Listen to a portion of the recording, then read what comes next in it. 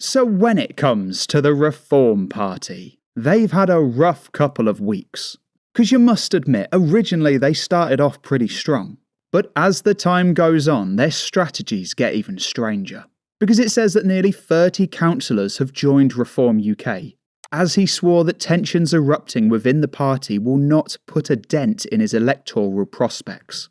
Essentially, the party that said that it's not going to be a centrist one has now been accepting councillors from both sides.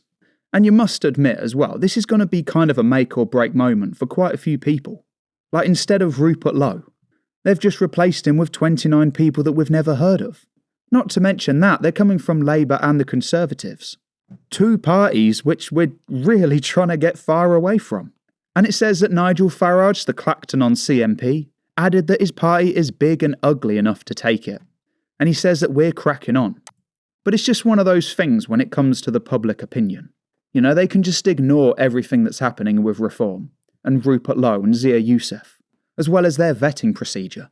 They can just ignore all of that, and apparently just replace them with 29 generic people. And it says that earlier this month the party suspended Rupert Lowe, and referred him to the police after complaints of bullying. And I guess we'll have to wait for all of that to pan out, to see what exactly went on. It's most likely going to be one of those things where there's truth to each side, and I guess it's up to them as to whether or not they can get past it.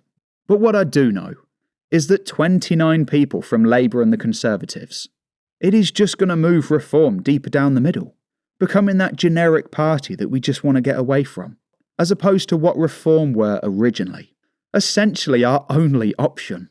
And if you enjoyed this daily Clown World video, then I would highly recommend to check out this one, because the government spent over 10 grand on dinner, and I exclusively got a copy of the receipt. This country has gone crazy.